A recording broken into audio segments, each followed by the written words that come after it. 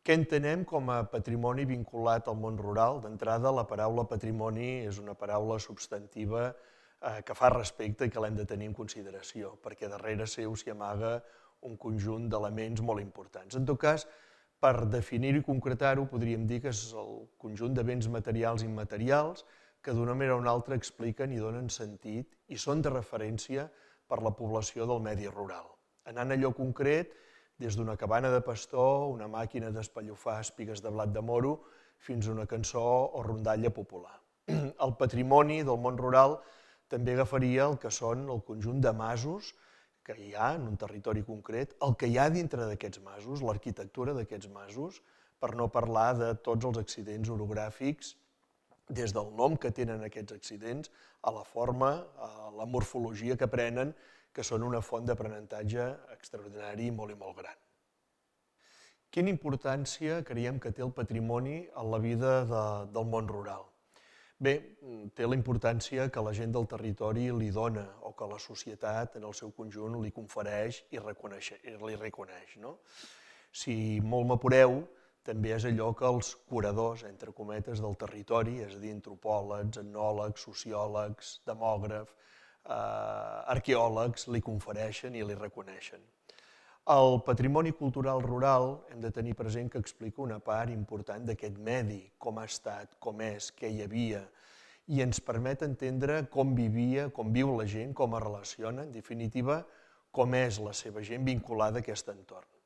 Una part d'aquest patrimoni, a més, ens permet copsar la producció cultural i analitzar-la des d'una perspectiva, que la perspectiva que reconeixem i que recomanem és la perspectiva que els antropòlegs diuen EMIC, és a dir, peu de territori, tenint en compte, la mesura del possible, la perspectiva de la gent que viu en el propi món rural.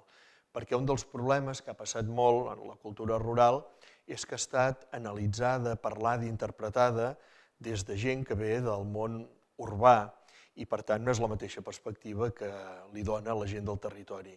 Si com a professionals de l'ensenyament som capaços de copsar aquesta perspectiva de la gent del propi territori, la veritat que li donem una pàtina molt més real i molt més substantiva a tot allò que té al voltant l'escola en la qual treballem. I en aquests moments de reequilibri del padró d'habitants en els municipis petits, quin paper pot tenir el patrimoni? La veritat és que pot tenir, de fet té diferents papers, des d'esdevenir un motiu d'atracció per la gent que decideix anar-hi a viure, que es desplaça de la ciutat al camp o d'altres llocs, fins a esdevenir un element identitari i cohesionador molt important. De fet, metafòricament parlant, els elements patrimonials culturals, si els posem ordenats un damunt de l'altre, fan la funció de columna vertebral a redós de la qual s'aguanta i pren sentit la resta d'elements que vertebren el territori. L'escola, com a entitat central en els pobles petits, creiem que té un paper fonamental per tal que el patrimoni segueixi viu? La resposta és sí i sense cap mena de dubte. I al respecte encara voldria fer una precisió. Seguir viu, el patrimoni, no sempre vol dir que aquell element patrimonial continua fent la funció que feia temps enrere, sobretot si ha caigut en desús. Seguir viu, de vegades, vol dir que es fa present a través de la memòria i del record, que de fet ja és molt. En aquest sentit, si l'escola considera i incorpora tots aquests elements patrimonials, ajuda a fer una tasca tan important com és la de mantenir la memòria històrica i la memòria col·lectiva. Com ho poden fer els i les mestres si no són experts en temes patrimonials? Mireu, es pot fer de moltes maneres, però jo crec que el més important és integrant els elements patrimonials en el currículum ordinari, en aquell currículum que hem de desplegar curs rere curs. I sobretot descobrint-lo a través de passejos escolars, sortides i quantes més millors. Al nostre voltant tenim un tresor i aquest tresor l'hem de descobrir. Quines oportunitats poden trobar els i les mestres? La veritat que no sé si és que em demaneu de què els pot servir tot aquest element patrimonial. Si és això, jo crec que els pot servir de molt, de moltíssim.